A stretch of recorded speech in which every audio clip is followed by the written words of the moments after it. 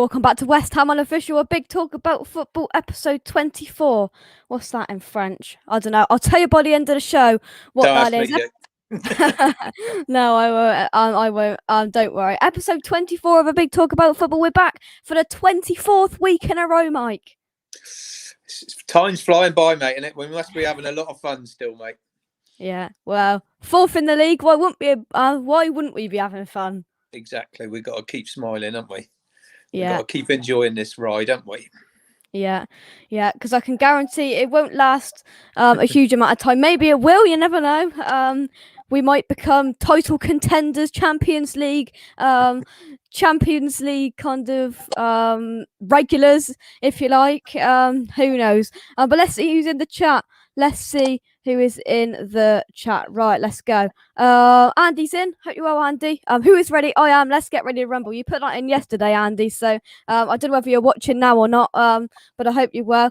Evening. Charlie, hope you're well. And indeed, come on, you Irons. Come on, you Irons. Hi, Charlie. Evening. Charlie, Caffel, hope you're well. Here we go. See, Kent, he's always there. Van Cat, that's it. Well done, Kent. See, you're not His just here for questions West are too Ham. difficult. Tell him. Kent, you've got the word from Mike. Your questions are too difficult. See, Kent, you know everything. French, English, West Ham, anything. Anybody on the show above us tonight? I don't believe so. Lovely. Absolutely lovely. But before we do get started then, hit a like on today's video, subscribe to West Ham Unofficial if you want to. Got up a few subscribers in the last couple of days, which is absolutely fantastic. The West Ham part of the show will start in around 35 minutes time. I've got a load of subjects wrote down here, so we will get into that. But subscribe to West Ham Unofficial if you want to. We're in fourth, another Thursday in fourth, and it's happy days. Right, let's see who else is in the chat. Andy's in, so is Scott. So Andy and Scott are in. Hope you are well. Right then, let's get started then. First guest on. I'm going down to the Championship for this one. It's Clive. Clive, how are you? I'm all right, thanks, mate. I'm all right. You all right, buddy? Yeah, all right, Mike. Good. Yeah. Kent has admitted it, Mike. The questions I sent to Dad are quite hard. Right, let's get started then. Clive, 9 points. You've dropped down off automatic promotion. Is it possible? It is, only if Watford slip up, though. Our saving grace is Watford have yet to play away to Norwich, home to Swansea, and a penultimate game away to us. That's 3 pretty tough games. But from what I've seen of Brentford lately, I can't remember the last time we had a good 90 minutes. We have a good 45 minutes and then a bloody terrible 45 minutes. I don't think we'll do it myself, not automatic. Whether we can make it 11 times lucky in the playoffs, time will tell, but yeah. Don't know, we're missing that spark that we used to have. We're missing the flair. It's just not the Brentford that we're used to at the moment. When you say missing the flair, are you hinting at missing Said Benrahma? Certainly down that wing, yeah. There's no doubt about that. We never really replaced him. We replaced him with a guy called Saman Ghoddos. No, he's all right, but he's no Benrahma. I realise that Benrahma's only a bench warmer for you guys at the moment, but in the Championship, he was absolutely awesome, mate. And yeah, without a doubt, we're missing him. We're not missing Ollie Watkins. We've easily replaced him with Ivan Toney. Ivan's not just a goal scorer, he's a worker. He works for the team. He's a brilliant player. And for sure, he's destined for the Premier League. Yeah, he looks good. He looks good, mate. What I've seen of him, he's a big, strong lad, and he's good in front of goal as well. So, I think you're right. He probably is destined. I think he needs 3 more goals, and then he'll then become the highest Championship goal scorer. Is he? Oh, Yeah. Do you say Benrahma's a bench warmer at West Ham? If I had my way, he'd be starting. Mike, would you agree? Sore point. Yeah, sore point. I rate the guy. I think he should have had more chances than he's had so far. That is for sure. And he hasn't really letting us down, all barring giving away a penalty against Fulham, which they missed anyway. So, I mean, he got away with that a bit, but I don't think he's let us down when he's been on the pitch. He's looked good. He gives us something going forward. He opens teams up and he gets us up the pitch. So, yeah, I'd like to see more of him, to be honest. So why isn't he getting a start then? Because I read that Moyes didn't particularly want him. Yeah. It was more Sullivan and Gold who wanted him. Now, is that true or is that not true? They're saying that he wanted Eze, aren't they? Yeah. Yeah, that's right. Moyes wanted Eze and he was given Ben Rama, and I still don't think he trusts him. I really don't. He needs to be given a run in the side, which is clear that Moyes is not going to do. But a couple of questions have come in. We'll read out the first one before we bring on our second guest. Kent says, does Clive think Brentford will be asset stripped at the end of the season if they don't get promoted? 3 to go will be Ivan Toney, Rico Henry, and Josh Da Silva. Yeah. So, yes, we will, but that's part of our policy. Yeah. We've got second guest coming on now. He's a Spurs fan. It's Sean. Sean, how are you? Good evening, gentlemen. Good evening. How you doing? Yeah, not too bad. Right, let's go. Let's get straight on into it then. I've got to be honest. I had a bit of a wry smile when I saw Newcastle 2, Spurs 2. What was your thoughts on that? Were you really disappointed? Not really. Same old. I think we've got points against Europe at the beginning of the season. We've been ahead in many games and thrown it away. We're like one of these racehorses that can run really well when they're getting to the front, but then when they get to the front, the tank empties. We're a bit like one of them. It's almost like we go into panic mode when we go ahead. So it wasn't surprising, but yeah, a little bit disappointing, I suppose. Yeah. What do you put that down to? Team selection, players, Mourinho? It depends if you're listening to the press or not. The press love to criticise Mourinho. I think it's a little bit of everything. Mourinho's tactics aren't always that bad. Some of his team selections are a bit iffy. But I think if I was going to pinpoint one thing properly, I think it's going right back probably for years. Our recruitment's quite poor. We've lost some top quality players, like players that have gone on to win Champions Leagues at other clubs, and we've replaced them with weaker. Also, our balance is really poor in midfield. We've got man for man, brilliant players, Højbjerg, Tanguy Ndombele, brilliant midfielders. There's no holding midfielder there. None of them are going to hold the midfield. So when you're back against the wall trying to hold on to a lead, we're just a bit soft, weak at centre half, no holding midfielder. So where's the fight there if you're weak in those areas? Yeah. Clive, I've got up the table, so this is what you're dealing with then. Brentford sitting in third, as I said, 9 points off, but you did say that Watford have got quite a hard run in. You have got a game in hand on them as well. Do you think that gives you more hope? A little bit. But looking at the way we're playing, we're not playing like a Premier League team, not at all. Yeah, 6 months ago we were, but not now. Yeah. See, Swansea are struggling as well, though, mate. They've had a bad run, haven't they? I think they've lost their last 4. Yeah. But they've lost their last 4, yet they're only 1 point behind us.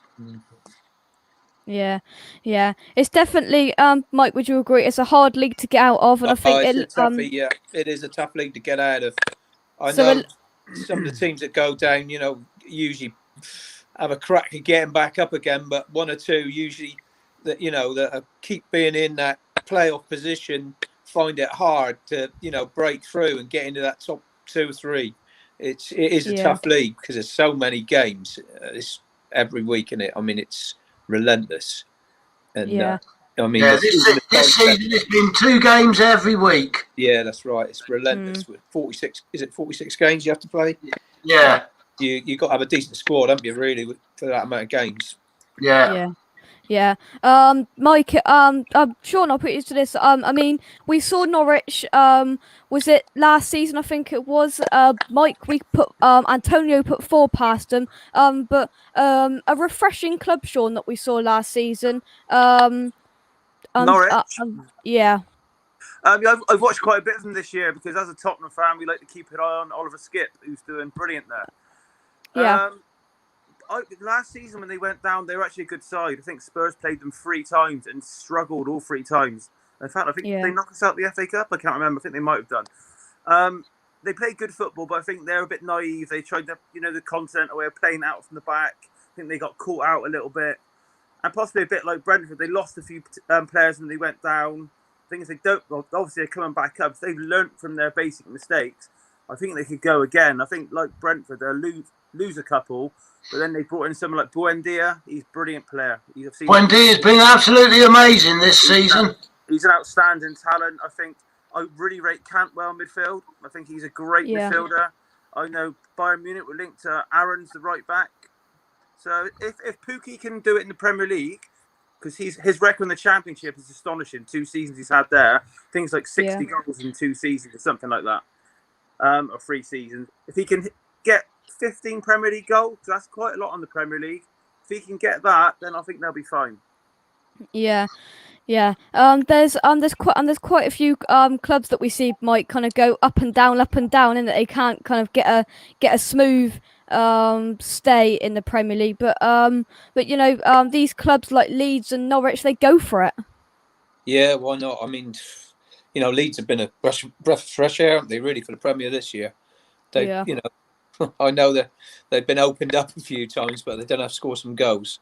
And I think they're the team to watch because you're going to get some entertainment one way or the other. Norwich, they've kept Pukki, haven't they? I mean, they've kept a few of their players. They was always going to lose a few, but they're one of those teams, aren't they? They're not going to invest, if they get back up again anyway. So I think they're one of those clubs that are quite happy to do a bit of yo-yoing because, they get their money, they get the parachute money again, and, they're just looking at the finances more than anything else, I think. Yeah. Mike, thank you very much for coming on for co-hosting with it. See you later. See you later, mate. See you later, guys. See ya.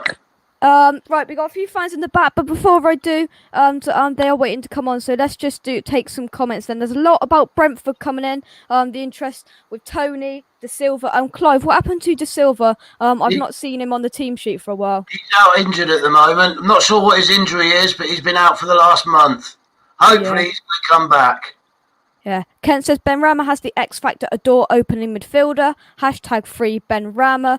Kent was saying, I was saying, get in Newcastle. Great result for us. Yeah, it was. Scott says, I think the 3-3 at 3 Point Lane has mentally destroyed Spurs this year. Would you agree, Sean?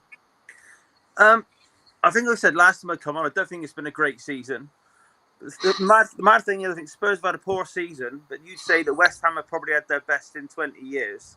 Yet you're only 3 points ahead, so that sort of tells you how strange the season's been. So Spurs season's been up and down. They've had good performances, terrible ones, and they had 2 in a week against Arsenal and was to be to Zagreb in the Europa League, where we just did not even turn up. And for a North London derby and a game where you're 2-0 ahead from the first leg in Europe to not even turn up. I think the Zagreb manager was in jail for the game. So, and it was disgraceful not even to turn up. So, that's really. Yeah. Kent said, if Bournemouth make playoffs, he thinks they'll get promoted. I'll let this. James says, we want Tony, Ivan Tony. I just don't think you understand. We do heavily linked, fantastic player that we're hoping to come to West Ham. Right. He's going to be our next £30 million striker. He won't go for anything less than 30 million. No, I don't think he will. Right, we've got 3 fans in the back. Firstly, we've got a couple of Arsenal fans and another Spurs fan. Firstly, we've got Gary. Gary, how are you? I'm fine, thank you. Good. Hello? Yeah. Good. Clive, hello. Can you hear me? Yeah. Yeah. Good. Right. Clive, just before I let you go then, you've got Preston next. Thoughts about that game? Probably we're going to play a blinding 45 minutes and then just not turn up for the second half. That's been the story of the last month or so. I'm not confident anymore, Jake. My confidence is gone, mate. Totally gone. Since Rico Henry's been out injured, we have struggled. We've relied on him far too much. Yeah. Clive, thank you very much for coming on. We'll get you on very, very soon because we have, as West Ham, been heavily linked with a few Brentford players, and it's good to get an insight. Get your money out! Thank you very much. Yeah, bud. Thank you. Right, we're on a bit of a North London special tonight. Another Arsenal fan, first time on. Ben, how are you? Evening, guys. You all right? Evening. Yeah, not too bad. I'm representing Spurs to help you, Sean, as well. Is Rich. Rich, how are you? Oh, we can't hear you, Rich. I'm sure he'll come back. Right, let's get started then. You're currently outnumbered a bit, Sean, but I'm sure you'll make up for it. Oh, I can do that. Ben, we haven't had a new fan on for a while, but I ask all my fans that come on, how did you become an Arsenal fan? That would be my family. So even though we're all from Weymouth, from my nan, my uncle, all my brothers have all been Arsenal fans. So I didn't really have a choice growing up. It was always Arsenal. Yeah. Right, let's go on to some football then. Gary, playing tonight, 8 o'clock, Slavia Prague. Thoughts?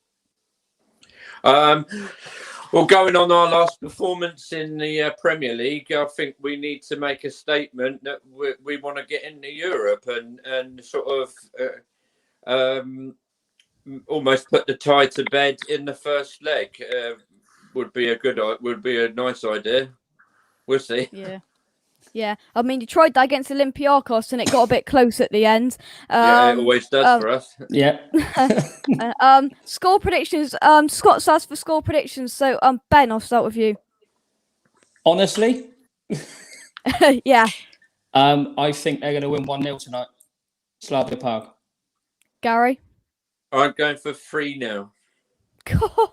Oh, there's some variance. Who's that to? Is that to Arsenal or to Slavia Prague? Could be either way, but to Arsenal. Yeah. Oh, there's some vary in the score predictions there. I think they're a great side. Simmer up front. I don't know whether he's playing or not. They've got some cracking players. Hopefully, they're going to keep feeding. Aubameyang's on the bench. Oh, which is a good thing at the moment. Yeah, that's not a bad thing. No, that's a very good thing. Yeah. I'm going to get the starting lineup up in a minute. But Sean, if I come back to you then. Yeah. Massive game next. For the kind of the Europe hopes. United. Thoughts on that game? Confident? No. We beat them 6-1 at the beginning of the season, if I remember rightly. Yeah. And we went for the throat in that game, and well, I had high hopes then. I can only see us taking the lead and then probably chucking it away, to be quite honest. But it's tight around fourth spot, but Tottenham won't get top four. I don't think there's any.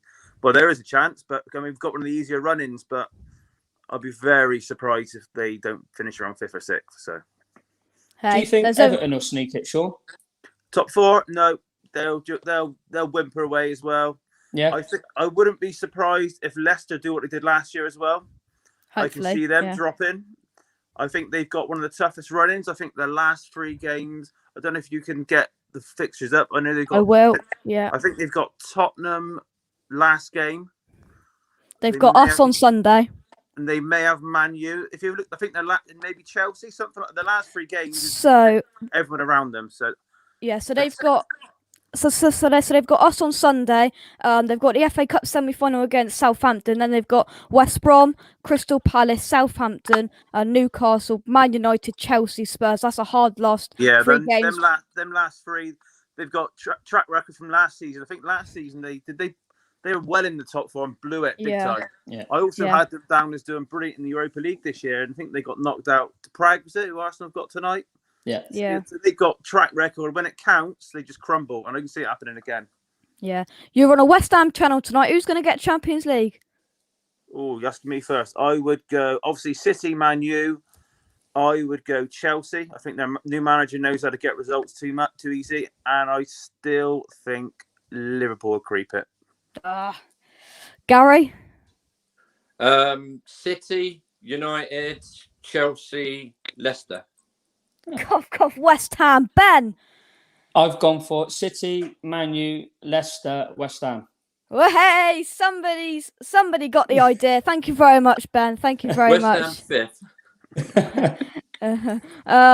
Gary comes in every week and he says, "Where's the comment?" He says, "Is there anyone above us in the table currently?" Even there's still no one above us. No fans on that are above us.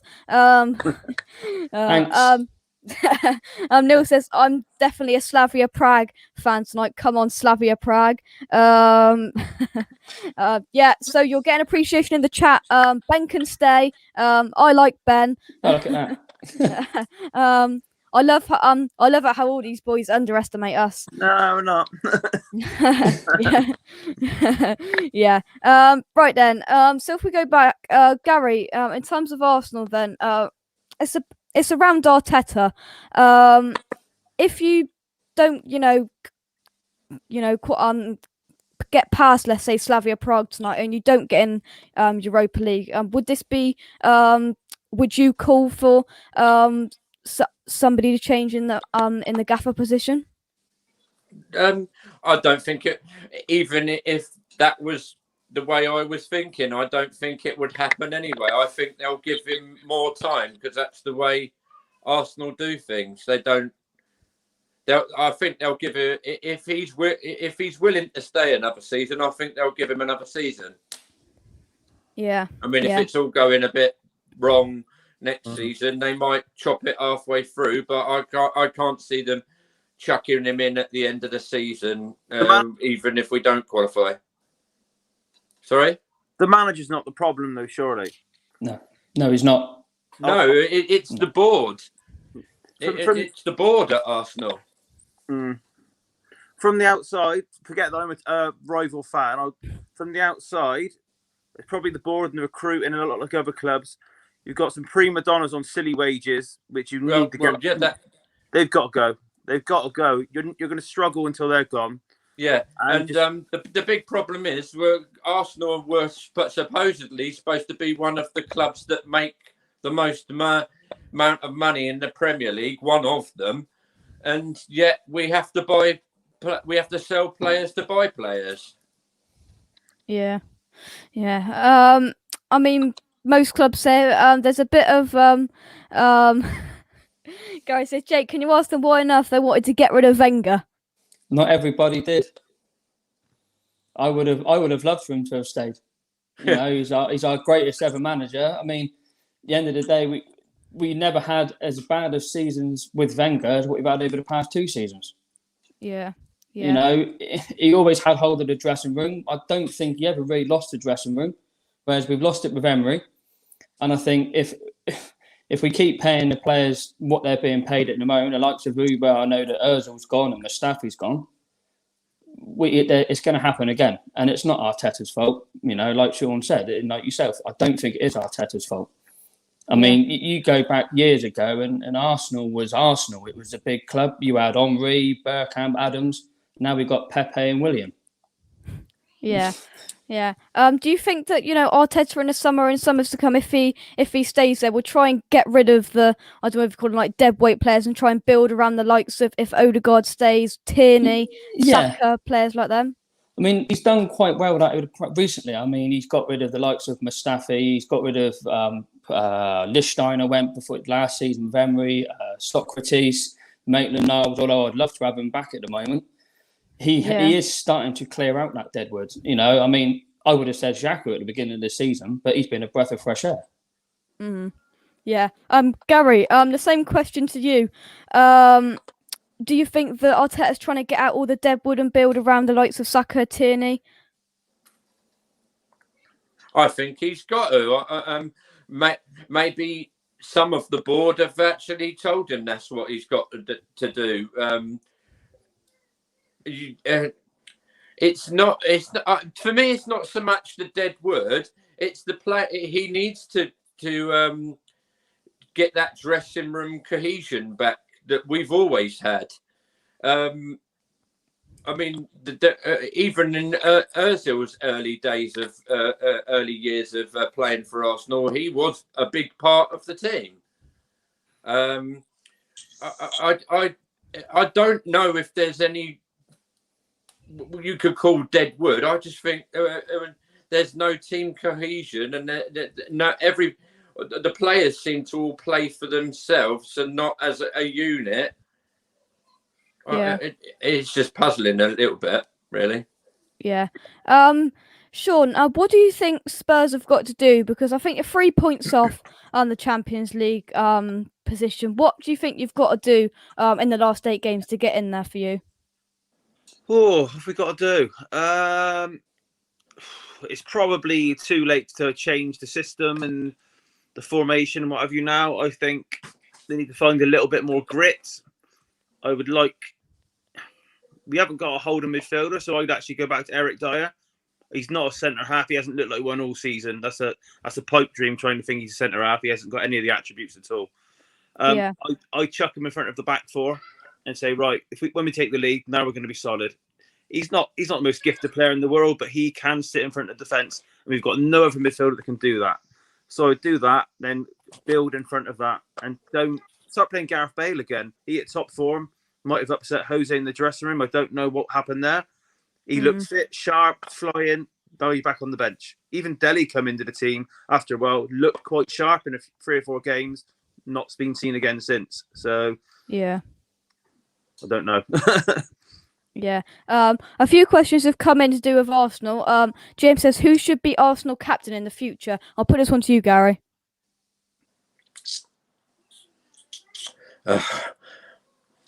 Difficult one. They seem to be, because relying on Xhaka at the moment instead of Aubameyang. But a difficult one. Maybe give it to the goalkeeper at the back and try that for a change, because he plays regularly. I don't know. Arsenal don't have a captain there. That's why. No, exactly. There is no one. Ben, Kieran Tierney in the future. That's what I was going to say. Yeah, absolutely, Kieran Tierney every day of the week. Yeah. The danger is there is how long you can keep him there, because he is a talented boy. That's a problem. That is our biggest problem now. He's out for a month now, isn't he, as well? Yeah. And I think hasn't he got previous for like some long-term injuries as well? Yeah. Well, he came to us injured. Yeah, he did, didn't he? Yeah. It's probably true. That's probably one of the reasons why Arsenal managed to get him. These little sort of chinks in the armour of players, and the Tottenham and Arsenal, we're not dying at the top table at the moment, are we? We're not. So, but yeah, I do rate him. He's very good. Ben, what effect will that have on the last 8 games of the season, not having Tierney there? Because he's a massive, massive player. Hugely. I mean, in my opinion, with Tierney going out, I know it's on the other side, but Bellerin now needs to come in and step up his game. So we've got another channel to go down. It's going to be a huge effect. I mean, I think it's a boost now that Saka and Smith Rowe have been classified as fit. Yes, that will help on that side. Big time. I mean, I've looked tonight and he's playing Cedric on the left. I personally tonight would have put Saka there and Martinelli in front of him, but that's another conversation to get into why he's not playing Martinelli. They'll probably come on if it goes a bit wrong. Yeah. So that means they're coming on. Yeah. Yeah. Somebody's asked a question about somebody asked a question about Martinelli, but we'll come to that. But Sean, I'm going to put this one to you. Gary asks, who would Sean buy from the West Ham's side if we put Declan Rice to the side? This sounds as mad as it sounds, because we need a holder. But man for man, I think I said when I come on last time, I said man for man, there's not many West Ham players I'd say. You've just been a great team. You've just been a good unit, organised. I think Antonio's a handful up front. I think he'd be better off the bench than Vinicius, who we've got. Who else would I take? Don't think Cressel's any better than our left back. But yeah, I'll go Antonio. I think he's always a handful. You've got a challenge on your hands when he's playing, so I'll go with him. What about Soufal? Because some Spurs fans are saying there's a problem on that right hand side. Would you take Soufal? Where would you say he plays though? Is he more of like a box to box? He's a right back. Oh right. Oh, so far I thought you meant the goal scorer. Right back. I don't know. A lot of our fans like Tanganga. He's a young kid. They like him. Doherty's been an absolutely atrocious signing. He was signed. Everyone said when he came in, oh, he's more of a wing back. We don't often play wing backs, but I think Levy's just obsessed with getting a bargain. He was rated one of the top 5 right side defenders in the league last year. I think it's 15 million. We'll take him. He looked terrible. I think it was probably against Arsenal. I think it was. You ripped us to pieces down your left side. He was just done over and over again. It was embarrassing. But yeah, we probably are weak at right back. But where'd you go? I don't know. Yeah. Sean, give your Monday night football group a plug. Oh yeah. About 8 years ago, we started off myself, Billy Wright, and a few others a Freedom FM radio show. It was a fortnightly show. We've got our own Facebook page, Monday Night Kickoff. I think we've got quite a few hundred members on there. We have some heated debates, chats. Anyone want to join that on Facebook?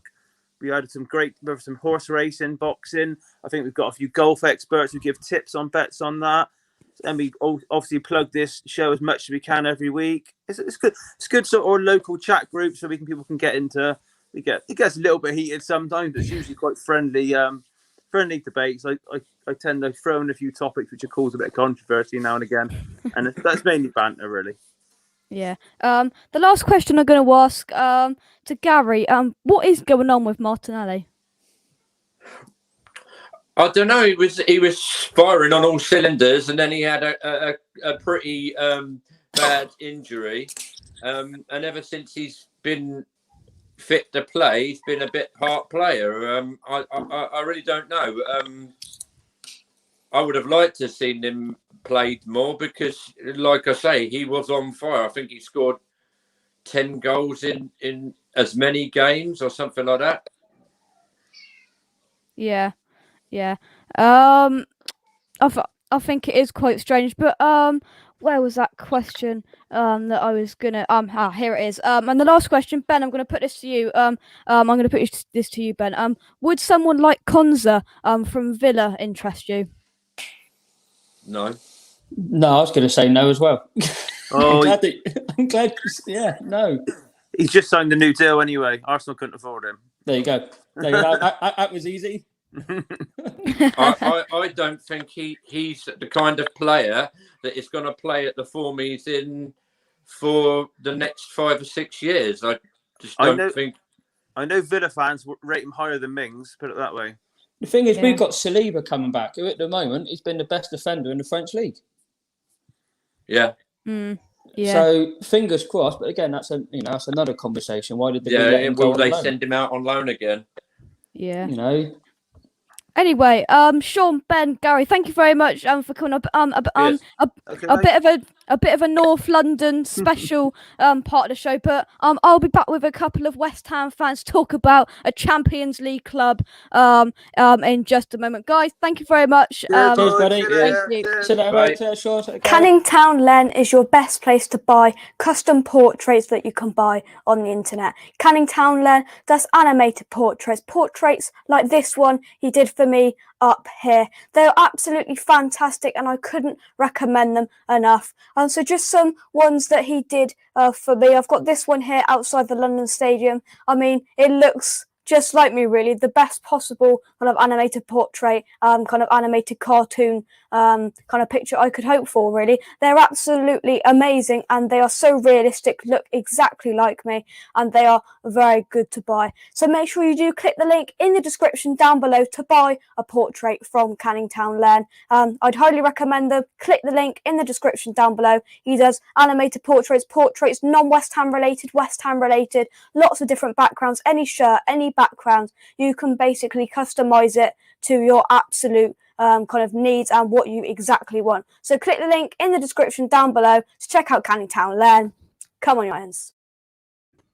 Let's talk a proper club to do that with. I am joined by the semi-finalists of the Champions League, Gatesy and Andy.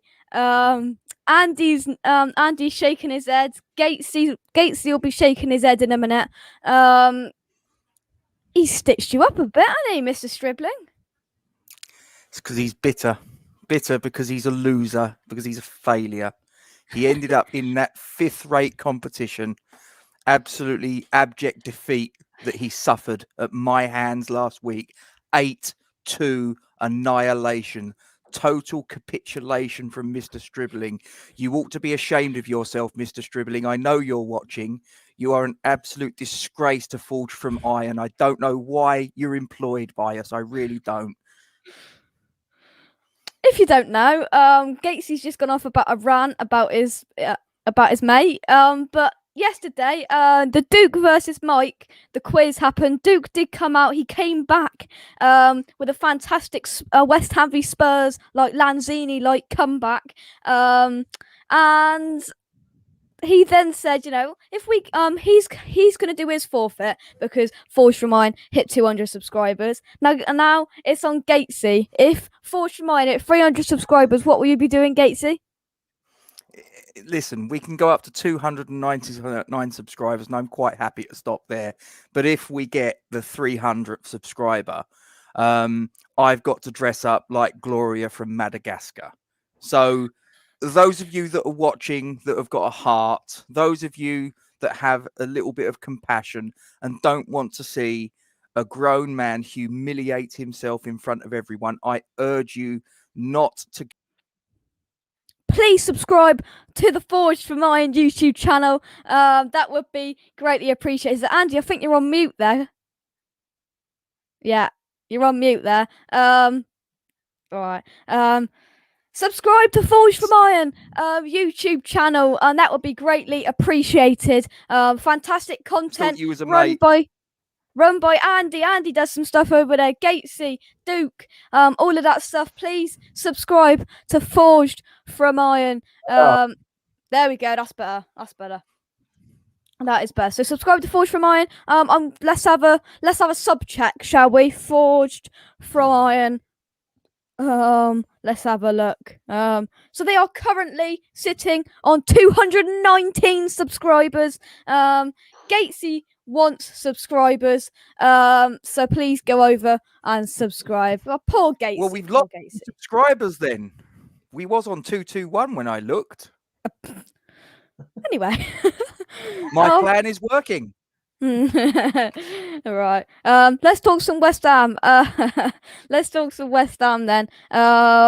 Subjects have come in the chat. We're going to talk about them first, and then I've got some stuff wrote down. Right. Thoughts on Lingard? I mean, Andy, what is there to say? What is there a bad word about him? I thought we were going to have a sneaky announcement to do with his status at West Ham today, but it was just a shirt giveaway. I think it's done, mate, to be perfectly honest. I hope you're right. I honestly do. I think Man United, me and Gatesy and Viva were talking last night. We're saying that they're saying 30 million, like even if it is that. The way David Sullivan has his bargains, we won't be paying the 30 million up front anyway. So it's not going to be all of our budget being used. And like I said, I personally, I would get him before a striker. I think that's how crucial he is to this team. Oh yeah. I mean, we've got our first loan signing in. He's come in, Craig Dawson. But we'll talk about him in just a second, Gatesy. But how important is it that Jesse Lingard signs on that dotted line for? I mean, let's get into the first subject that I've wrote down, which is it's in my eyes, it's a good intention, but it could cause to be quite dangerous. West Ham will do whatever it takes to sign Jesse Lingard. I don't know who said that. I like the intention, but I don't quite think they've understood the severity of whatever it takes. No, I think that it's quite ridiculous if that's actually from someone at the club that they've actually come out and said that, and that's got out into the public domain, because you're basically showing your hand. Yeah, thanks, Cathal. You're basically showing your hand to your opposition. Now, we've basically turned around and said, if this is true, we're basically saying that we're going to pay whatever it takes. You Mm. know, we should be doing anything but saying that. We should be playing it cool. You know, Yeah, I agree. in a negotiation, you should be prepared to walk away if you don't feel that you're getting the right price. So I think if they're going to try and start playing silly beggars, you know, and trying to sort of demand 30 million quid, then I think we have to be prepared to walk away, because I think, to be perfectly honest, although, you know, we might not want to admit it, is he worth 30 million quid as a 28-year-old with 1 year left on his contract? Probably not, especially when we need to, you know, have the reinforcements in other areas. You know, if we was to spend 30 million quid on him, that's basically our entire transfer budget that we've currently got in the bank gone. Mm. Where else, you know, we need strengthening elsewhere. That would leave us light. So, Can we afford to walk away, Andy? No, that's the problem. It's a double-edged sword, really. If you go away and he goes to another club and rips it up like he's already doing for us, we'll regret it. But if we sign him, we don't get the striker what we want. We could be in the same situation what we are now, but with a European campaign without a striker. Me personally, like I've said a few times, I think we have got more money than what they're saying, and hopefully that is true, and we're playing cute, and we'll come in and actually get a striker as well. But it depends where we finish. If we get Champions League football, we'll definitely have a lot more money. Yeah. I'm gonna watch this. Mike's come back. Thank you very much, Mike. Right, guys. I'm gonna Hey, go Mike. straight. I'm gonna go straight into you and say, would you prioritise signing Jesse Lingard up before a striker? Yes, I probably would, actually. But, you know, we need 5, 6 at least anyway. But, I mean, I just think we've got to take Lingard. I think we just got to. He also helps bring other people as well. If they can, you know, if other people can see us making that a permanent signing, I think others are going to come on board as well.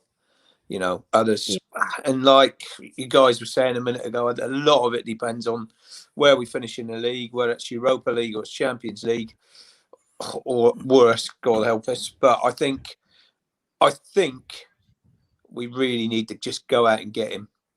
And I don't see, you know, if they're asking for 30 million, like they're saying today, who do you get for 30 million? Who can you get for 30 million that is going to be as good as him? That's what you got to think about.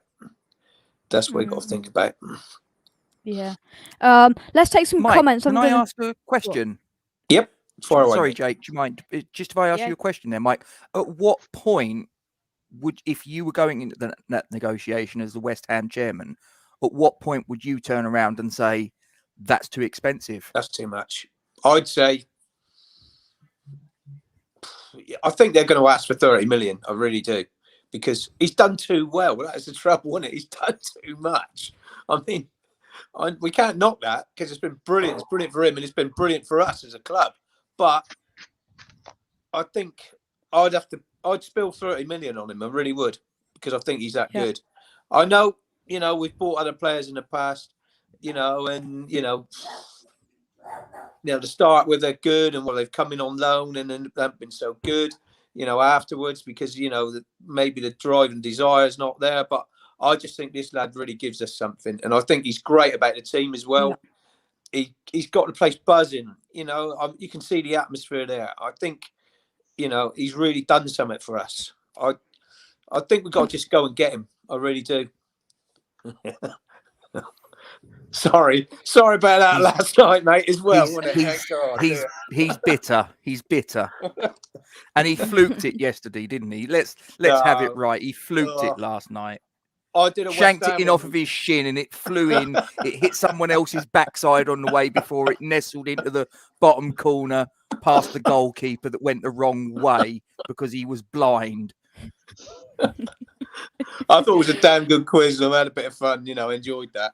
I enjoyed that a lot more than I did my son give me a right hiding the other day. But I'd imagine that was, Yeah, it was hard to take.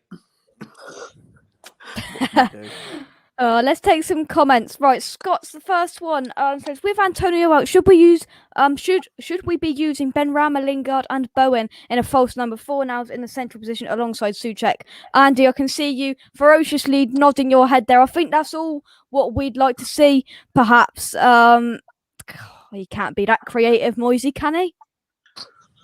I think so, because the one thing what I didn't think Fornals had in his locker was tackling.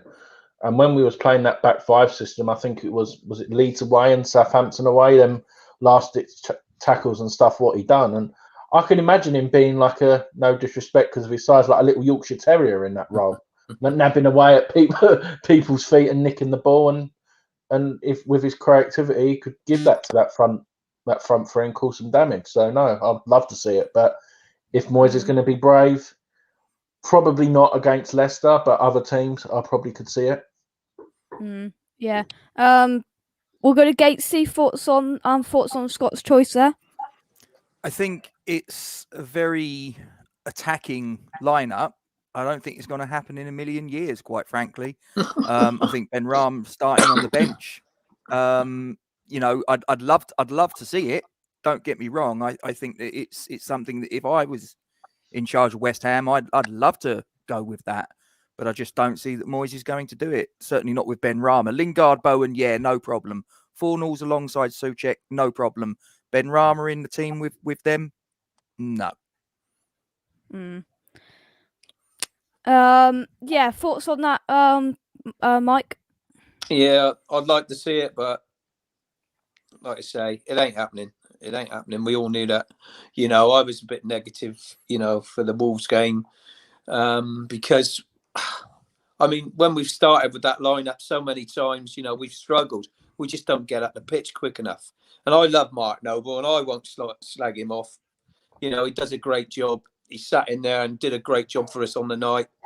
But we just don't get up the pitch quick enough. He's great on the ball, but he just can't step out and push the ball by anyone. He's got to come inside and knock it back or sideways. And that's not his fault. He's not got the pace anymore. He's playing the best he can in the and he's doing his best job he can for us. But we just, I don't feel us getting up the pitch quick enough. And we would with Ben Rama. The game he played the other day, and I can't remember which game it was, he was tackling back in midfield. And I think this is what Moyes wants to see. This is what he doesn't think he can do. And he was doing it. And yeah, but I know Moyes ain't convinced with it. No. No. Let's take some comments. Tom Mathers 32 subscribe to him. He'll put Bowen back into the team instead of Ben Rama. I think Fornals provides defensive cover that Ben Rama doesn't. Scott says, I wonder how much Chelsea would sell Loftus-Cheek for now. Duke is a huge plus. He thinks that would be fantastic. I mean, I don't know, but Duke has said, Scott, I'd love Loftus-Cheek. I think we could do something. 20 million maybe. Does anybody perhaps agree with that transfer? Yeah, he's I don't know. I don't know about 20 million for him, but he would be handy. And, we got to strengthen the squad and we got to look at midfield players. So I would take him, but I wouldn't want to pay that much for him. I'm going to put something up on the screen now that some people will frown at. Is this just TalkSport being TalkSport, or will there be any sense in this? Man United will reportedly ask for Declan Rice to be included in any permanent deal for Jesse Lingard this summer. Andy, I'll put that to you. Oh dear. Oh, it's a tough choice, really. Declan Rice or Lingard. Nah. If that's the case, then as much as I want Lingard, we keep Rice. Yeah, 100%. Yeah, but it wouldn't put it past. It wouldn't put it past me with the board. It honestly wouldn't put it past them. They'll probably accept something stupid like 40 million plus Lingard or something like that. But to be honest, I still think Dec will be around until he's 25 at least at the club. He's got the armband pretty much guaranteed now, and stuff like that. I can't see him. I don't think he will. I don't think. But yeah, like what they say, they can ask, but they won't get. Yeah. I'm subscribed to Hammer's polls as well. Duke says Talksport have said they want to interview Gatesy in the Hippo. with video on. I can't hear you, Gatesy. You're muted. I think there's a reason why. I think there's a Gatesy, reason why he's muted. I said, you are a failure, Mr. Stribling. Get back in your box. Right. I'm sure. Duke, West Ham unofficial as the first interview. With the Hippo. Right. I'm sure James would have thoughts on this. James, you alright? All good, mate. How you doing?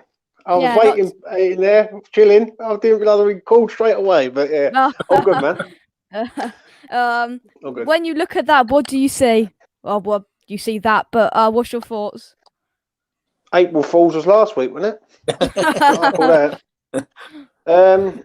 I think it's embarrassing. I think it's a bit of a joke. It's an insult. Like I don't want to be sort of too rude about it, but Lingard's been good, but Declan Rice is next level, mate. Honestly, of a player, and I've been seeing things today on Twitter, like with certain Manchester United fans saying like he ain't good enough, and he's just a bang average English, overhyped, English footballer.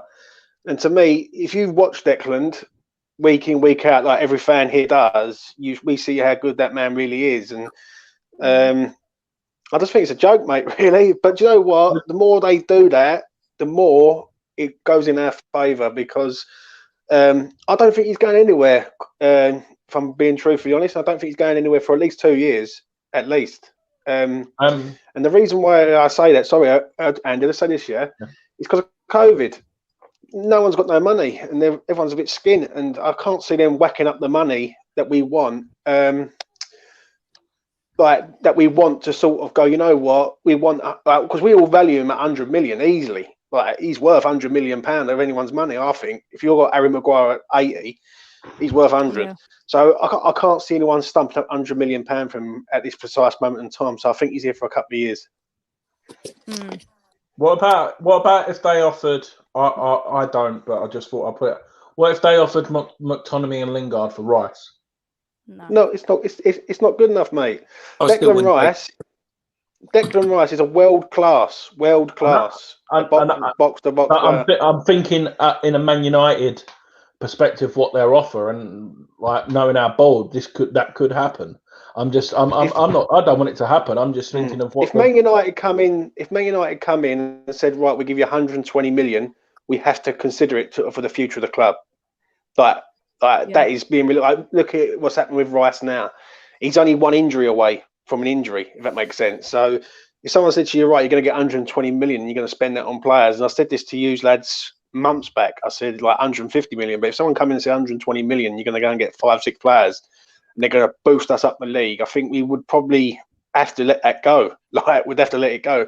Do I think he's going to go Manchester United? That's a different argument, mate. I think he's bound for City, if I'm honest. And I think he's the replacement for Fernandinho, 100%. Could be. Simon says, I can't see Rice leaving, just like I can't see Mount leaving Chelsea, both loyal to their clubs. I hope so. I really do hope so. Right, next thing on the list, Craig Dawson. That man there. And he has joined us. As you'll be glad to know, he has joined us. Craig has joined West Ham till 2023, and as you can see by his facial expressions, he is buzzing, aren't you, Craig?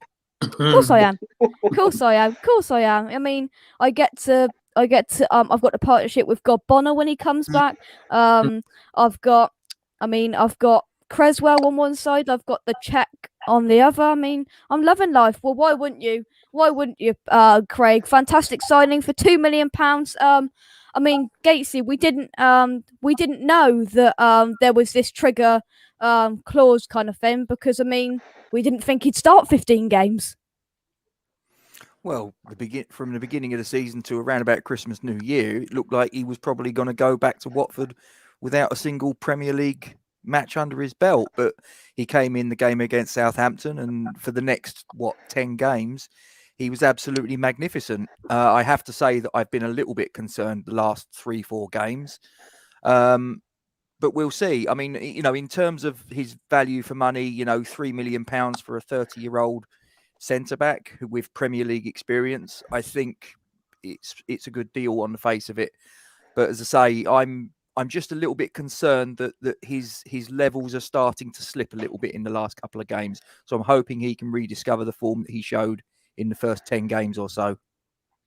I think all it is Ogbonna not being next to him. That's all I Possibly. think it is. That's all I think it is. Mike, do you Agree with that. Yeah. Ogbonna, he misses him alongside him. And I don't know if you saw it on Monday, but there was a couple of occasions the ball come into the box, and after we got away with it, someone cleared it, and Dawson's having a right old go at Diop because he's not picking up his man. He's not with his man. And but I think that wouldn't happen with those two together. Ogbonna and Dawson are going to be much more sound together. They're two well-organised players, and I think we're missing that at the moment. We really are. We're getting away with it a little bit. I rate Diop, and he's a young lad, and he's a man mountain, and he's huge. He's got everything there to be a great defender and a great centre half for us for years to come.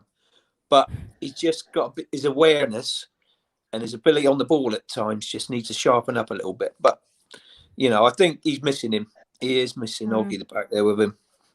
Yeah. Andy, do you see what we've seen of the normal Craig Dawson when Oggy's back? Yeah, we do. For the rest of the season, it'll be a huge boost for us. But me personally, thinking on to next season, I think he'll be the European centre back and won't be in first team. Fingers crossed, I do, because I hate the club. I hope Newcastle go down. For me, the person I'll go and get is Jamal Lascelles. I think he would fit perfectly for us. He's exactly the same as Dawson. He's the Newcastle captain. He's got leadership skills. And especially if he goes down, we could probably raid him as well, including Isaac Hayden, another great footballer, and he's still quite young. And yeah, that's what I would do personally. That's a good shout, James. And would you like that, Jamal Lascelles? Yeah, but it's all about the finances, though, mate. We can all sort of put our names in the pot and turn around and say Dawson's been good though. The only thing I'm fearing at the minute is he's starting to get burnout. He's played every game since the first game he played against Southampton back in December, and the fear is he's starting to be found out now as the season goes on. He hasn't been good last couple of games, I must admit, but nor has Diop. The pair of them haven't been good, so Bonner's a must. He must come back as soon as. But let's go back to the summer, and we was all being linked with James Tarkowski at £35+ million, and we bring in Craig Dawson. Let's be honest, whoever did bring him in, and whoever's idea it was to bring him in, it was a good bit of business, for a loan deal, just to bring him in and end up getting him for £2.2 million. So it's a bit of a bargain, really. Yeah. A couple of comments have come in from the last subject, and would you consider this for Rice, Henderson, McTominay, and Lingard? I'll put that to you first, Mike. So there's. We need another keeper, but I still wouldn't let Rice go for those three. That's how highly I rate Tech. I really do, and that's three pretty good players there, to be fair, that would strengthen us, but we would just miss Deck so much. And we did, we got away with it the other night, in my mind. We just got away with it without him being there, and we've got a few more games to try and get away with it, Yeah. Gatesy, thoughts on that? The lad's still young and he's going to get better, I know in the future he's probably going to go. Gatesy? I don't want Declan Rice to go. However, I think I agree with James that eventually there has to come a point when, as the money's going up and up and up, where you have to go, this is the point that we can't turn it away. Now, I don't know what those three players are valued at. I mean, Lingard, in my opinion, with a year left on his contract at the age of 28, is probably realistically worth about 15 million, even in the form he's in my opinion.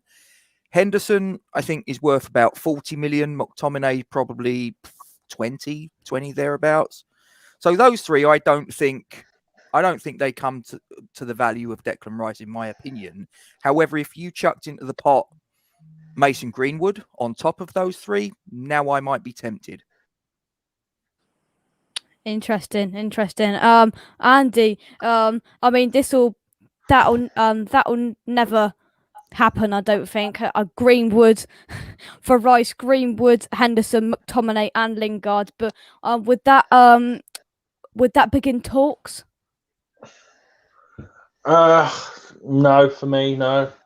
I as much as I love Henderson, his main priority is Manchester #1. I honestly think he would even stick around for another year if it isn't. I think that's his objective. I can't see him moving. But no, unless they're giving us cash or as well, I wouldn't even consider it. The only one is my tilt a few heads is if instead of Greenwood, can't see them saying that. Maybe if they had Martial, maybe, but no for me. Yeah, I agree with no. I mean, he's a decent player, Greenwood. Definitely not for Martial. I don't know about you, but not a fan of him. This is interesting. Gary says Deck is going to be a £200 million player. Whew. I think if he goes to the Euros. Sorry, James. I don't think he's a £200 million player in COVID, mate. If like with COVID and all that, he's not a £200 million player at the minute. Like with the finances of all the clubs at the second. Do you know what I mean? I think. Go on, man. I was going to say, I think if he goes to the Euros, though, and has the Euros that we think as West Ham fans that he's capable of, and then follows it up next year with a World Cup that we think he could have, I think at that point he could quite conceivably be, I think, somewhere in excess of 150 million for sure. Interesting. I mean, we've all got our opinions, but it all comes down to what happens upstairs. It all does. Right. So the next thing I've got wrote down. It's made his way around Twitter. Sam Johnston reported for £7.5 million. Straight to you, Andy. Thoughts on that? You're nodding your head, so thoughts? That's too good of a that's Fabianski all over again, isn't it? How much? I think that's how much we paid for Fabianski.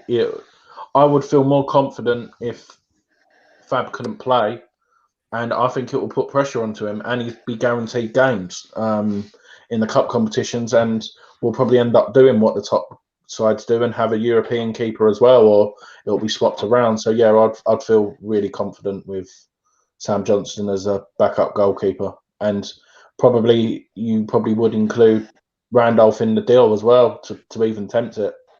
Do you think? I'll put this to you, James. Do you think that Johnston will accept, for the next year being the second choice? Good question, mate. Really, I actually don't think he would be a second choice. If I'm being truthfully honest, I think if he arrives, I think he comes straight in. I think Fab will probably accept that it's going to be his last year, and I think if Johnson comes in or Henderson, for instance, comes in, then he's got to hand over the reins, isn't he? Fab can't do it all, and Fab's known for having injuries. Like, I've never known a keeper to have so many injuries in my life. So, I think for 7.5 million is a bargain. But when people were branding him at 25, I was like, not for me. But 7.5 million is a good. It's in our budget. Let's put it like that. You know what I mean? Yeah. It is. Mike, I mean, I was surprised when I read that. I thought, is that real? 7.5 million? Is that it? That is a snip. I rate him. He's done really well in a struggling team. He's had plenty of practice this year, I know, but his kicking is quite good as well. I don't know if you watched against Chelsea. He actually placed one straight down the middle, and a great ball, through ball, and they scored from it. I mean, his kicking's pretty decent. His shot stopping's been good. Yeah, I rate the guy, and he's still young, isn't he? So I would go, take that. I'd snap their hands off for it. Yeah, definitely. Gatesy. Oh, that slipped me finger there. Oh, Jesus Christ. It's being naughty now. I'm not going to rise to it. I'm going to rise above it. Oh dear. Oh, I'm sorry, Gatesy. I mean, that's just been sent to me. I mean, you probably can tell who it's been sent from. You're not sorry. Who's that been sent to me by then? Oh, I wonder. Haven't got a clue. Is it that bitter and twisted individual down the road from me? Ho ho ho! Hello. The Tom loser. Jones, wasn't it? Tom Jones. That's on the. God. I mean, this has still got to happen. Yes, That's still got to happen. Last game of the season. Yeah, Last game of the season is usual. happening. Yeah. Yeah. In all seriousness, though, Johnston for £7.5 million. Gatesy. Well, I've said a little while ago that I'd like to get him in as a goalkeeping option. I think that probably what will happen is if this is going to happen, I think he's probably going to come in, and I think Fabianski's going to be told he's not coming in as a number 2. He's coming in as a number 1. You're going to have to fight for your place, and it will be whoever it is in pre-season impresses David Moyes is given the shirt, and it's going to then be a straight shootout between them for the rest of the season. Yeah. Get Forge from Iron to 300 subscribers. West Ham Online. No, don't do it. But do you think we're rubbish? Talking about that on the goalkeepers, I don't think Moyes will chop and change. Do you know what I mean? I don't think he'll go 1 week it's you. Like I'm talking about in a competition. I think it'll only be if they make like a large amount of mistakes.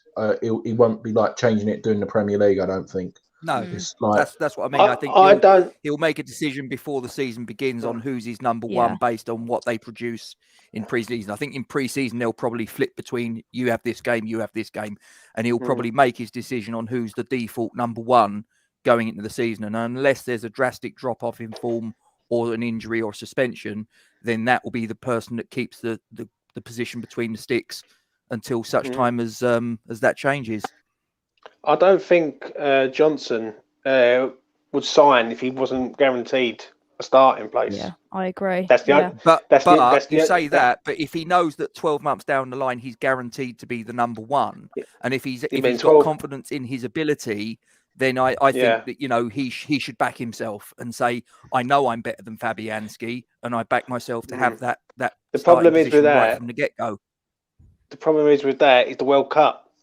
The World Cup's coming up, and these players have to play. And he's in the Euros because he's playing for West Brom. Now, can you see a man sitting on the bench for a year, and he is 28, like 27, 28, I believe. Like he ain't getting any younger, right? So he's going to want to. I can't see him going and being second choice. That's what I'm going to say. I just can't see it myself. Really can't. He has to play basically. Yeah. Right. Duke says, I'm spoken with a pal who is a goalkeeper coach, and he says, get the deal done. He rates Sam Johnston so highly.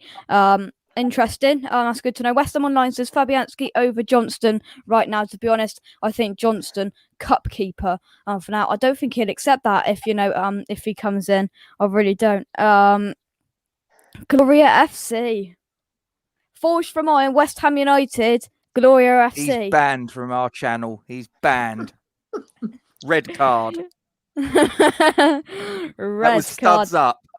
2-footed studs up, that was, wasn't it? Yeah. He's early bath for him. Andy, I'm going to put this to you first. I've got three quotes that I've taken from 3 players' post-match interviews from the Wolves game, and the first one, Bowen said, "I feel like I'm getting my spark back." Now that's positive, very positive. Yeah, no, he is, mate, and I said it on James's show last night. Is he makes runs off the ball, and obviously, Lingard's assisted him with 2 goals. He just feels more confident and knows that he's going to get the ball. With Antonio, no disrespect to him, sometimes I don't think Antonio knows what he's doing with the ball at some point. So out of the defenders, so that's definitely true. Mate. I can see him, and I would feel very confident of him even if we change that formation and him as the number 9 for the rest of the season if Antonio's out. Yeah. I'll put this one to you, James, as well. I mean, he got the goal. Let's hope it gives him some confidence, and let's hope that we see the Bowen of not the last 15 games. Let's say. Yeah, the last 2 games, mate, 2 and 2. He's played well, hasn't he? Before that, he was the invisible man. I'm afraid he was like nowhere to be seen, and he wasn't an influence on the game. But now he's running behind. And do you know what? I like the finish he done against Wolves. It was like instinctive, like one touch out of his feet, gone, and that's what we want to see.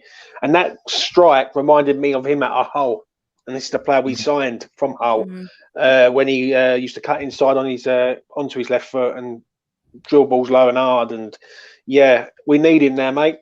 We need him. We need Lingard. We need Ben Rama. We need these boys to perform because we got, as I say, we're eight games away from possibly be the best ever finish ever.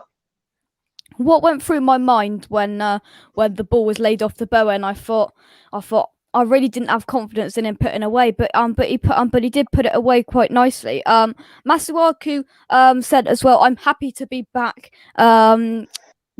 Mike, I'll put it to you first. Do you think he's happy to be back, and do you think that Moyes will be going to a back 5 Nelly for the majority of the final 8 games now?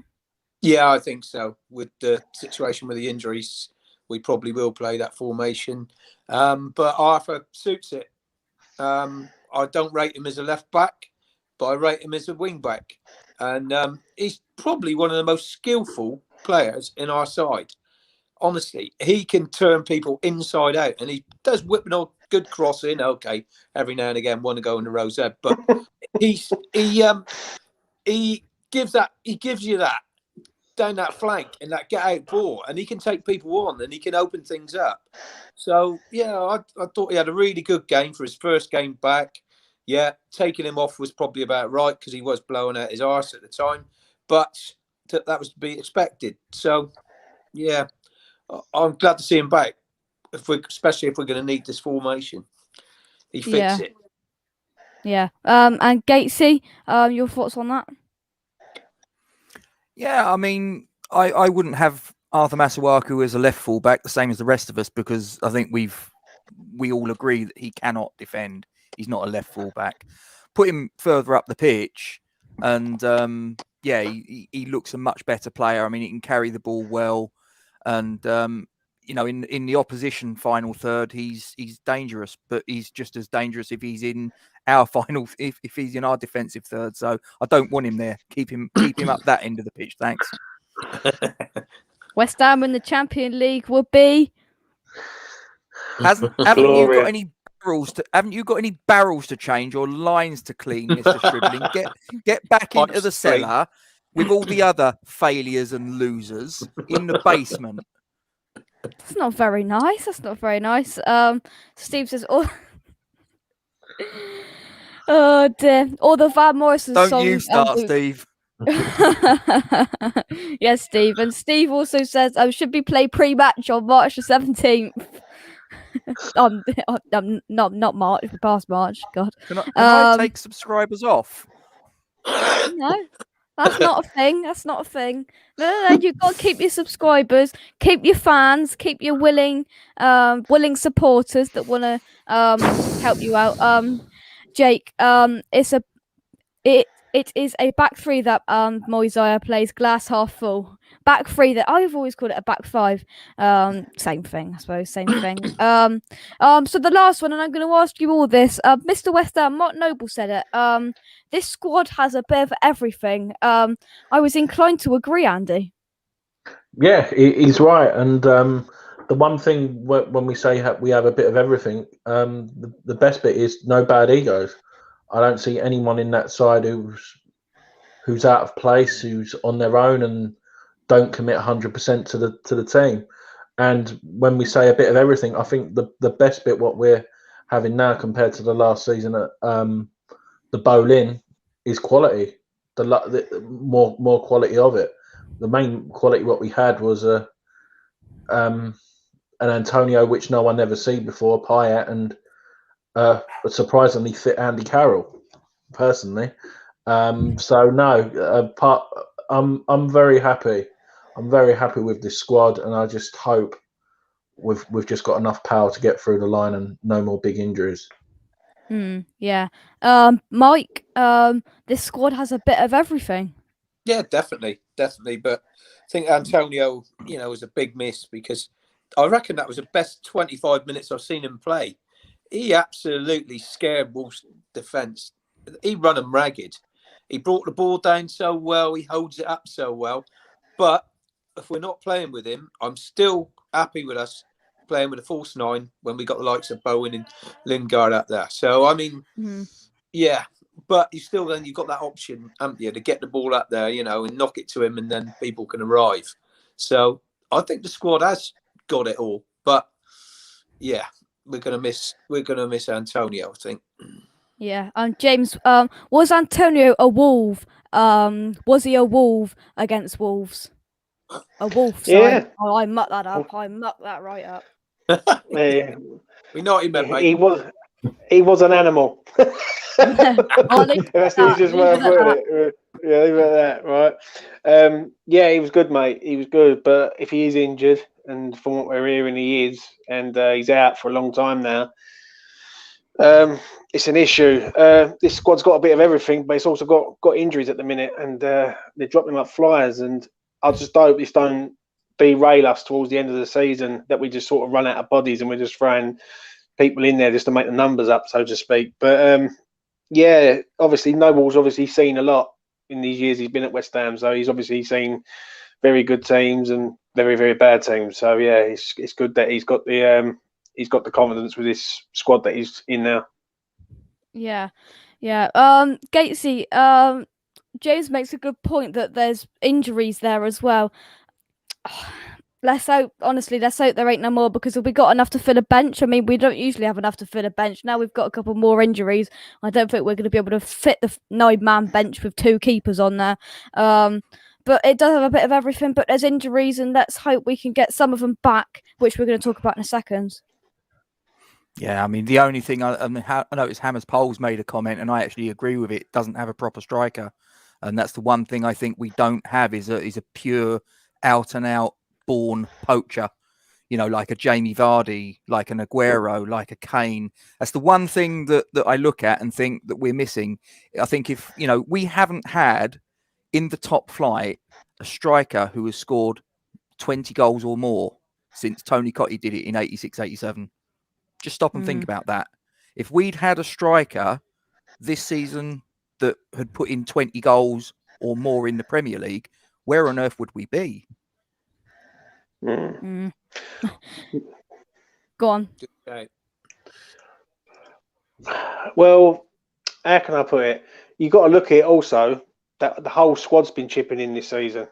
I know, don't get me wrong, I agree that we haven't got a striker at this club, but Souček's bagged in goals, Bowen's got goals, Fornell's got goals. The goals are coming from everywhere. Even Dawson's got a good few, and he's only played 15 games and he's got about 2 or 3 goals. Yeah, so, but as I say, we haven't had a 20 goal plus striker in the top division since 1987. Well, obviously we're no good at picking strikers. Do you know what I mean? It's a shame, really. Exactly. It's a shame, really, because we've obviously had quality players over the years, i.e. Di Canio, Carlos Tevez was a good player for us when he was here, Dean Ashton, etc. So we do find these players. It's just that we seem to try and cut corners, and sometimes it don't always work. Yeah. Scott's putting his half-hourly free Ben Rammer in there. I like it, Scott. I like it. Next on, James was watching it because he was giving a plug to Hammers Pulse. Subscribe to Hammers Pulse if you haven't already. But the open training session, did anybody else watch it? I know James watched it, but did anybody else watch it? I watched in and out. Yeah, bits of it as well. Yeah. Seen little bits. Yeah. Andy, I'll start with you then. Of what you saw, what was your thoughts on the whole idea from what you saw? Ben Rama needs to practice his shooting a bit more. Yep. But our best mate Jake starting running, which is unfortunate. And Yeah. but the plus side is Ogbonna being back.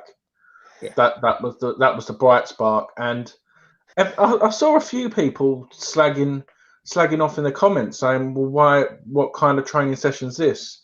And it's true. You wouldn't have a full training session practicing set pieces and stuff like, "Hello, Leicester, this is what we're going to do to you on Sunday." So I didn't get that, but no, it was just a normal. It was nice for everyone to get a bit of insight on it, really. Yeah. Yeah, definitely. Gates, somebody's just entered the green room. Oh yeah. Has he finished changing barrels? Come on, there he is. the only There he is. the Duke. There he is. Good evening, gents. The How are specialist we? in failure. Specialist in failure. Look at that. You look a little bit more rotund, Gatesy. Is that the weight you've put on through lockdown? Is that what that is? It's only because there's a 13-year-old in this stream, Duke, that I'm not going to tell you exactly what I think of you. Listen, they heard several of the comments yesterday, mate. Don't worry about it. Not all of them. Not all of them. No, I bet they didn't. How are we all, James? Are you good? Yeah, I'm good, mate. I'm good. Mike, good to see you again. Yeah. Long time no see, mate. Andy, good evening, sir. Good evening. How are we? Wonderful. And the wonderful host above me on the video here, Mr. Jacob McDean. How are you, sir?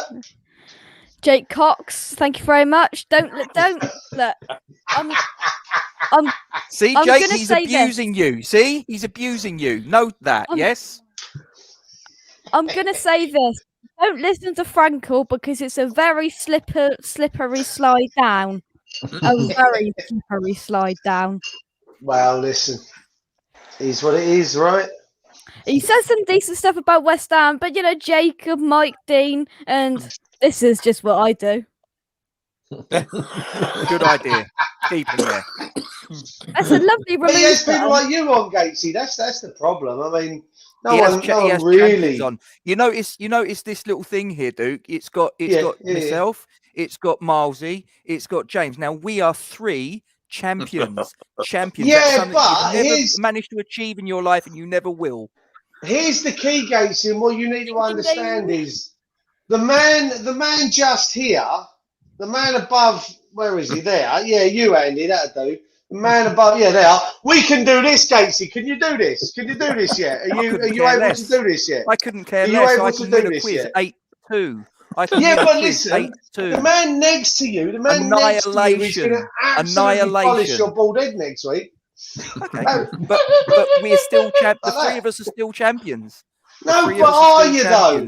Are you going to be a champion when Martin beats you? Champion in failure. Let me tell you something. You ever heard of a boxer called Jack Dempsey? He coined the phrase, a champion is someone that gets up when he can't. And that's us 3. And it's what you will never be. Listen, champion in failure when Milesy beats you next week. I'm looking forward to it. It's Saturday, we're still champions.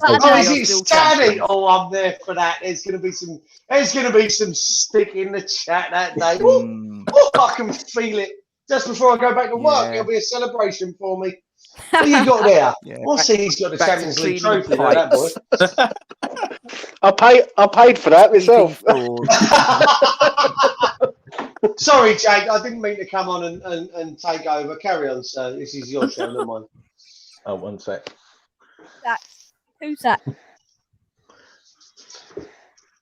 How you doing, Mike? Anyway, sorry, I didn't listen. Yesterday was yesterday. Oh, he's back. Trophy. Oh, wow.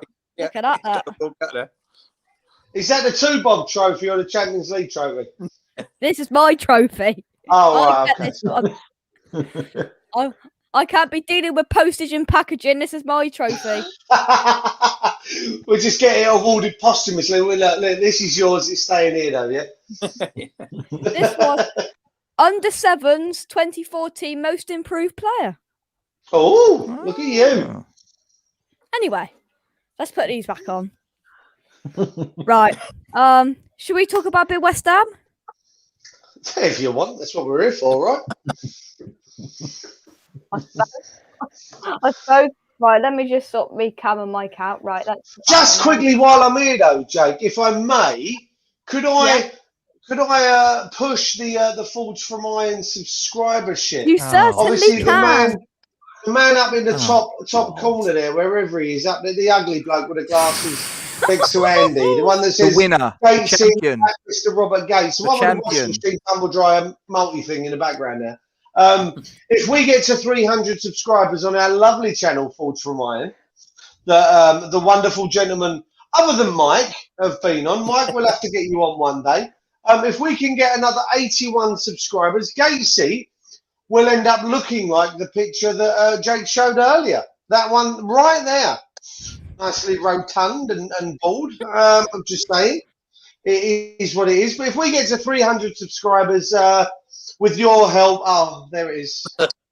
See, there you tell go. You what, though, now all of a sudden you're not so keen. Can I have subscribers and all, please? Can I have subscribers and all, please? Is that okay? Like, yeah, but you've got to dress like a character in a Disney film, though, James. Listen, if he gets more subscribers, I'm Mr. Blobby in disguise. What are you on about? I'm Mr. Blobby in disguise. What are you on about? I'm Mr. Blobby in disguise, mate. Come on. Subscribers. If you get to 300 subscribers, James, before us, you've got to admit that King Arthur can cross. Oh, man. No. I don't know about that, mate. That's a tough one. Mate. Oh, mate, I can't. That is like, that's like swearing, that is, mate. That's like really abusive swearing word to me. 100%. Now, go on. Carry on, Jake, West Ham. Yeah, West Ham, yeah. I mean, hang on, there's a comment coming. Oh no, that one. I want that one. A picture of Tom Jones, but it's not unusual. It's not, and I can sing that word for word, by the way, but we're not doing it tonight. No, we're not. Right, next thing on the agenda. I mean, it was hinted on that man. Sorry, I'm just chuckling because the first time I saw that tweet was the man next to me and his comment on Twitter. That was the first time I saw the tweet, was James sharing it with his comment, and it was brilliant. I don't know what you said, but I was like, blimey, that's a first in running. That's a start, you know what I mean? Running on the grass, isn't it? Brilliant. It's more like a gentle amble. Light jog. All right. I'll put light jog. But does anybody here see that as a positive going into the last 8 games? No.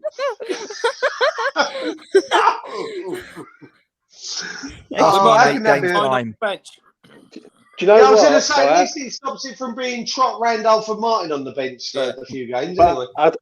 I'll tell you what, they didn't show him shooting though, did they?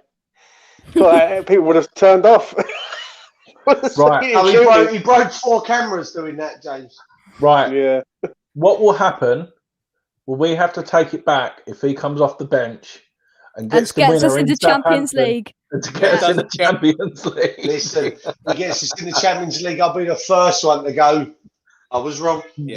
I'll tell you what. If he scores a goal, gets us in the Champions League, I will personally go out and buy Jake a Yarmolenko shirt, me a Yarmolenko shirt, Duke a Yarmolenko shirt, Mike a Yarmolenko shirt, Gates a Yarmolenko shirt, right? All of us, and have it like we are Champions League. Thanks, Yarm.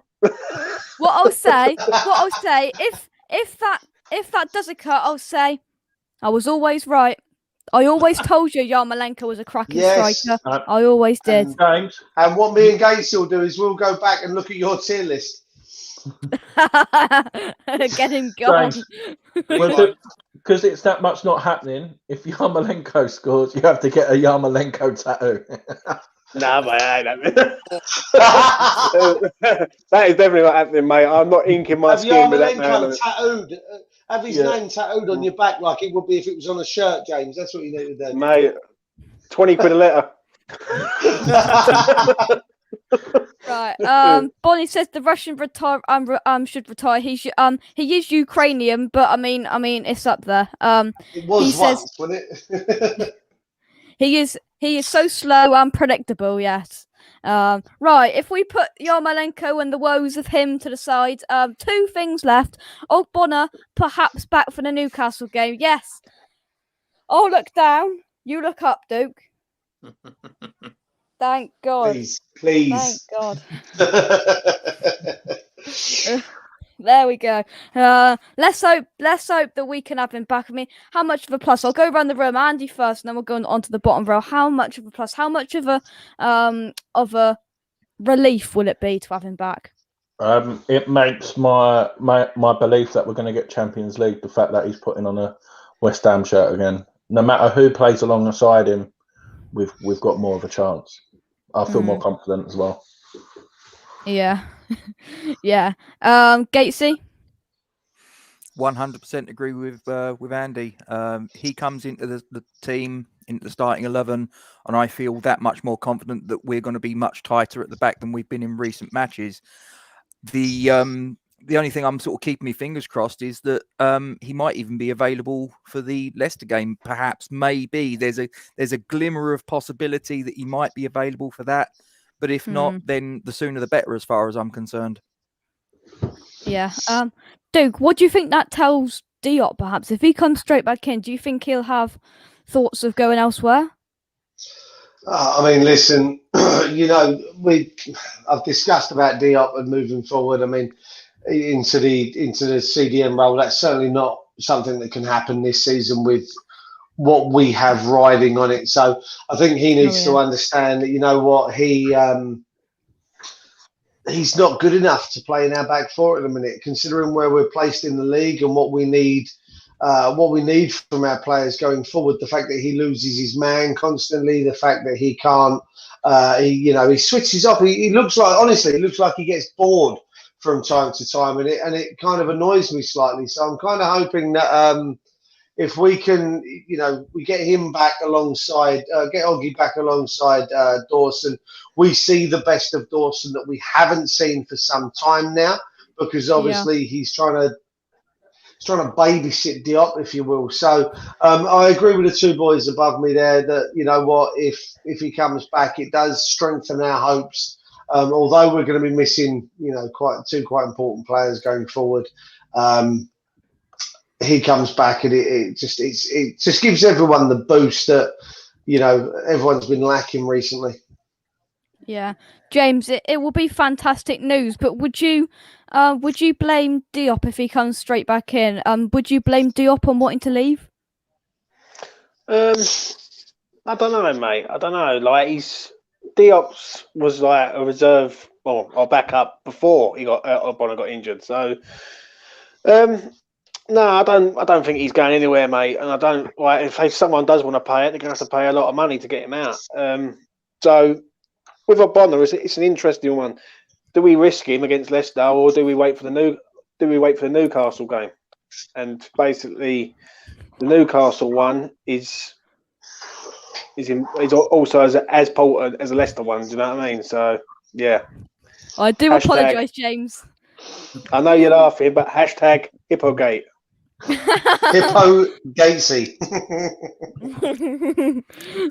Rise above it, Rob. Rise above it. Ignore them. God. Fires shots fired. Do you think Gatesy dressing up as a hippo is sufficient, considering how smug he is about his competition success? Now, let me just stop you there, Steve. Right, you came onto my channel, and out of the goodness of my heart, I said to you, if you're nervous, turn your camera off. That's fine. I welcomed you into the Forge from Iron fold, and that's the thanks you give me. It's just, no need for it. No need. At this rate, Rob's going to be blocking people. Yeah. Desubscribe. Well, I'll be honest with you, Jake. When people come to my pub from Monday, obviously, when you go to pubs now, anyone over the age of 16 has to complete the test and trace, be it our company one or the NHS one. Part of them being allowed into the pub now is they have to do the test and trace and anyone over the age of 16 has to subscribe to Forge from Iron as well. Otherwise, they can't come into my boozer. So, is that not a breach of GDPR or whatever, Mr. Swiblin? Surely that's some sort of breach of GDPR. It's just one of them things. So by Tuesday, Rob, I'm gonna be ordering on eBay for a Gloria costume. Oh, that is class. That is They class. might have sold out by then. Well, I'm so glad. I'm so glad I'm not on 300 because I'm not a meeting at Mezzoal who can cross. Stick with 276.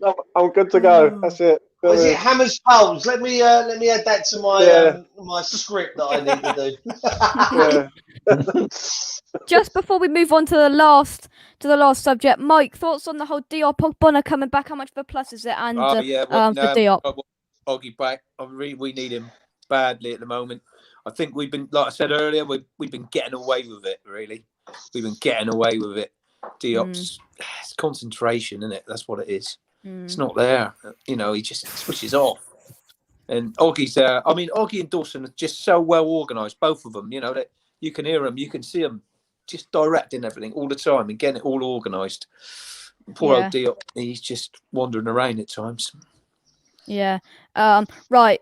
Just to lighten the mood a bit more, I've just clicked onto Twitter and I don't know how he's done it. I don't know whether any of you have seen it while it's been on, but somehow there's no fans in the stadium, but a cloveless streaker has found his way onto the pitch at Granada versus Man United. That's got to be a steward, isn't it? Or someone that's working St John's ambulance driver. He's stripped off. Have a look on Twitter after. Who said it's a bloke? No, I don't want to see that, Jake. Oh, it's got to be. It's a St John's man. That's what it is. St John's ambulance driver. St John's. Okay. St John's with his St John's. No, say no more. Right. So the scores in Europe tonight: 1-0 Man United are leading, and it's still 0-0 between Slavia Prague and Arsenal. So are we up to Slavia Prague? I think a little bit. We are the West Ham B team. Come on. Definitely. Right. Last question. Last thing we're going to debate before we wrap this up. Is the Leicester game our biggest game for 5 years? I'm going to go around the whole room for this because, I mean, Kent has said it. I think, James, you said it as well. Andy, to you first. Thoughts? I think the Newcastle game's even bigger because if we get a result on Leicester and we play Newcastle, Chelsea don't play till 4 games after, and against Brighton, I think, at home, and that gap could be even bigger. So I think the Newcastle game's even more competitive because they're fighting for their lives as well, and I think that's more important. That's the game we should be winning, and hopefully we do. Gatesy? Short answer, no. It's not our biggest game for the last 5 years. In my opinion, the biggest game we've had in the last 5 years was the home game against Watford. Because if we'd lost that, it's very, very possible we'd have been relegated. So, no is the answer. God, it's incredible sitting here duking it, saying last season, if we wouldn't have won that game against Watford, we might not have been in this league, and we're sat in a Champions League position with 8 games to go with a decent run in. I'm with regards to that question, Joe. I'm going to agree with what your dad's put in the chat. Actually, I don't think any of the games that we've got coming up are any bigger than each other. Personally, I think we need to approach every single game with the same mindset that we need to go out and pick up the 3 points. I don't think the Leicester game is any bigger than the West Brom game or the Southampton game. To be honest with you, that's me. I think we need to go out there and approach it. Listen, I think the Leicester game is harder than the West Brom game or the Sheffield Uniteds or Burnleys or whatever, but it makes no difference. We've still got to win them. You know, do I think we can go and play against Leicester and get a win? Yeah, I do. I'm really that confident. It's quite worrying, really, considering, like you say, we were that game against Watford away from disappearing, you know, into the Championship. So no, for me, it's not. I think the Leicester game right now coming up is going to be the biggest game for 5 years, but then the game following that's going to be the biggest game for 5 years, so on and so forth. So they're all just as important as each other for me. Yeah. Andy has just put something in the private chat, which I'm going to copy into a banner, and then we're going to analyse it. But to you, I haven't read it, so, and it doesn't fit on a whole banner, but I'll work it out. But James, thoughts on that question? The biggest game that we've had in the last 5 years was the game after the Burnley home game where they all started fighting and running on the pitch. That's the biggest game that we've ever had in the last 5 years. The Southampton home game, I believe, after the Miami trip. That was the biggest one. This game is the biggest game this season. This game decides if we're contenders or pretenders, I'm afraid. We have to beat Leicester. We have to. Like, there's no... If we're going to go for Champions League, this is the game where we have to win, draw them closer to us, and then...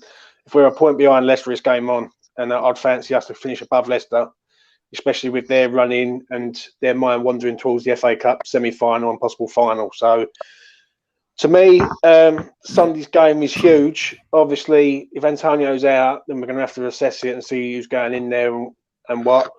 If Bonner's back, that's a massive boost for us. And, yeah, I'd say it's the biggest game this season by country mile.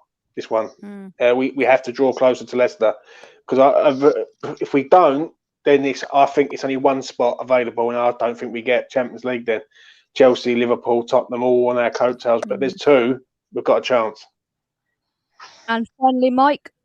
Yeah, no, like Dad said, 8 cup finals. This is one of them, and yeah, we got to get a result against Leicester, no doubt.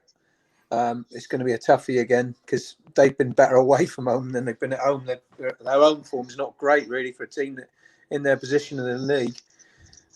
But yeah, they slipped up again last year, didn't they? You know, at the end of the season. So let's hope they slip away again now a little bit. You know, it's a biggie, and we need a result one way or the other. I mean, if we beat them, we 1 point off them. I mean, that's why it is a huge game. It is a massive 3 points. Well, let's see the positivity that Andy has drowned on us there. Right, let's just get on with it. West Ham would look to either buy or loan a cheaper striker in order to provide needed backup. Arnautovic and King are at the top of Moyes' list, with Arnautovic supposedly chomping at the bit to play the bit. Jumping at the bit to play European football with his old team. Now, we don't know how much truth is in that, but I disagree with it more from what came out with Tammy Abraham being today being the number one target. But... So this is backup, Jake. This is right, Moyes' okay, backup choice. But I said that over the last couple of weeks. I would take Josh King as a backup. I think he would be a good option. But if we get that man beginning with A anywhere near our club again, I think there will be riots. Anyone want to say anything about that? Cheap and cheerful yet again from our board. It just says it all. Well, we shouldn't be loaning these players. We should be going out and buying two proven strikers, Ivan Toney, or going and loaning an Abraham with an option to buy. Right? Why are we going after a bloke who left us?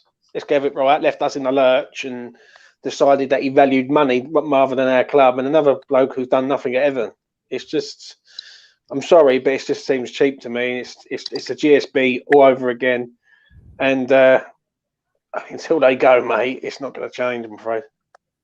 Well, let's hope that that it doesn't come to this backup plan that has been reported. Let's take some comments. West Ham Online, you've been live for ages, Jake. Love the dedication. Thank you very much. We will be wrapping it up in a minute though because I need a wee.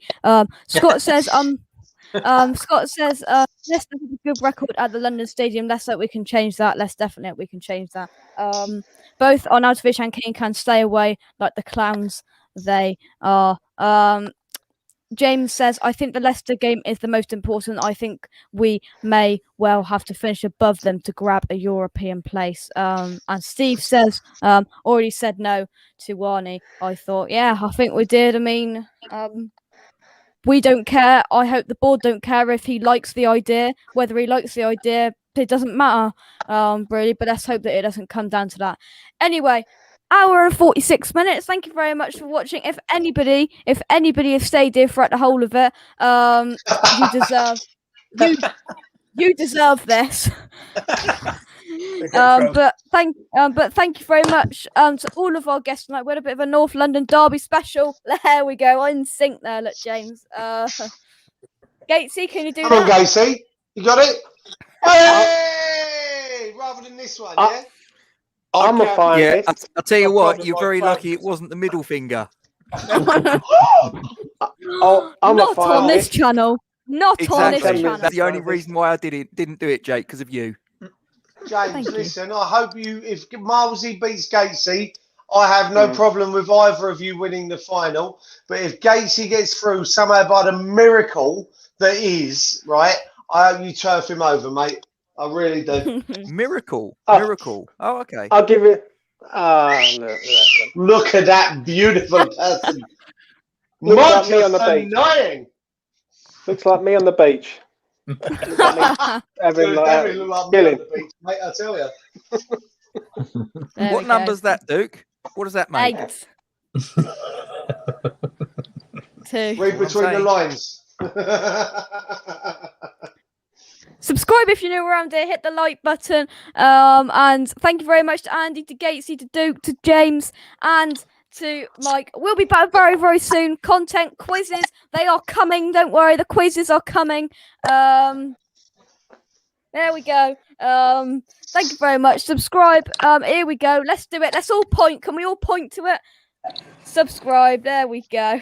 Subscribe to West Ham Officials. But subscribe to Forge from Iron, subscribe to Hammer's Polls as well, to do that. Subscribe to Forge from Iron. We need to subscribe to Forge from Iron for this man. Just for him. Just for him. And I'll be back very, very soon.